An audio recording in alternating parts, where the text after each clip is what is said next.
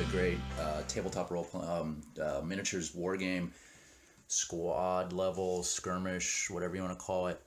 And Mike, when I got into it, he really wanted to do a miniatures war game, and so this is what we're doing. And I decided to make some nice boxes to put the miniatures in, since I'm going to go through the trouble painting them. I don't want them to get all messed up. So this is actually a box from, I think, some phones that we installed at the office, and they were throwing them out. And I was like, that's a nice box, I'll take it. So I've got a couple of them here. And you can see I just took some art from Corspelli's website and printed it out on some sticker paper, full sheet sticker paper, and just kind of stuck it on.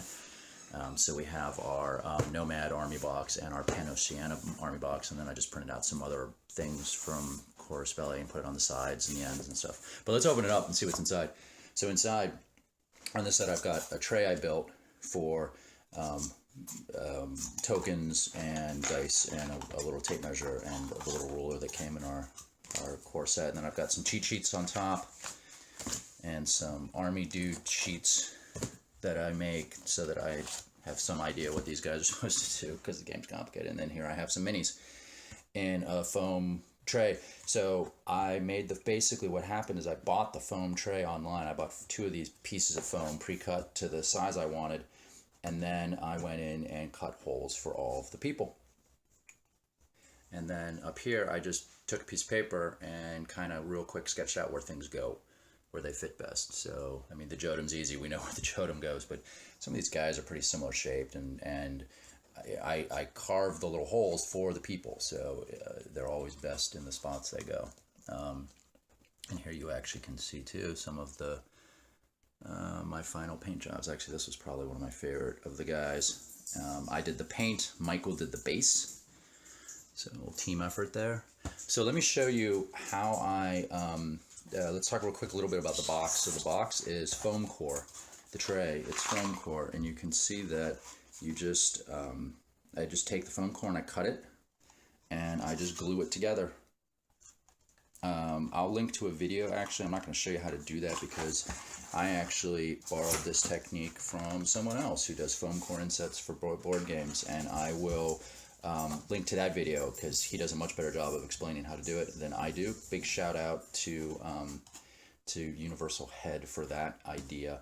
But now let me walk you over to the office where I am ready to carve out a couple more holes for a couple new nomads that I picked up, because I just kind of, it sounds like this is complicated and it's not, and I just kind of wanted to show you what I do. So I've got this foam core, and I'll link to where I bought that too, because it was a little tricky finding a good spot for it. So I've just got a yellow Sharpie, and what I'll do is I'll put all the miniatures down where I think they're going to fit. And this was obviously harder when I was doing all of them, but adding new ones, right? I just put them down.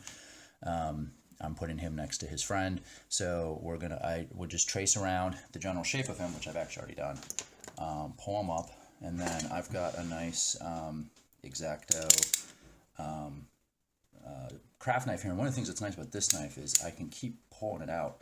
So you would never normally do that, but this is foam core. The foam core is not going to snap off parts of the knife, and then it gets me the ability to get pretty deep in. So this is pretty thick, which is good for some of the bigger miniatures. So what I can do here is just start, it's almost like a sawing motion, and once you get down a little bit, you can just come across nice and flat, and that's that end. And you inherently want to be deeper toward the base, because the base of these guys is always, you know, the big thick round part, and then the top of them tends to taper just because the miniatures aren't squares. So then I will do a cut here, kind of bridging that gap, and a cut here. I'm not worried about going as deep at the top because I'd almost rather it not be. You can see this one is really deep, and I mean, he's fine, he's protected, but probably a little deeper than I need to. So then what I do is I go in here and just start sawing away underneath at the bottom, more or less. And I'm going to come across at it from both sides here just to make it as vaguely even as possible. I mean, but the reality is this is not like surgical precision work here. And I pull that out, and fits pretty well. And that's it. That's how it works.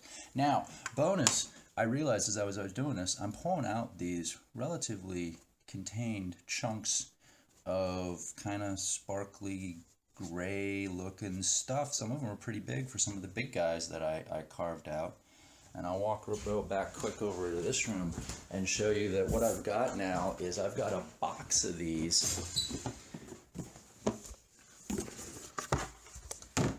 And to me, these are now terrain pieces. That looks a lot like a rock to me. I even thought about painting it, and I was like, first of all, I'm not sure what paint's going to do to this foam, because it's just, I don't know, for all I know, it's going to eat it. So I'm just going to leave it like this, and this is terrain, and I've got a whole box of this stuff now that I basically just got as a free byproduct of this process. So anyways, I just wanted to show that off real quick.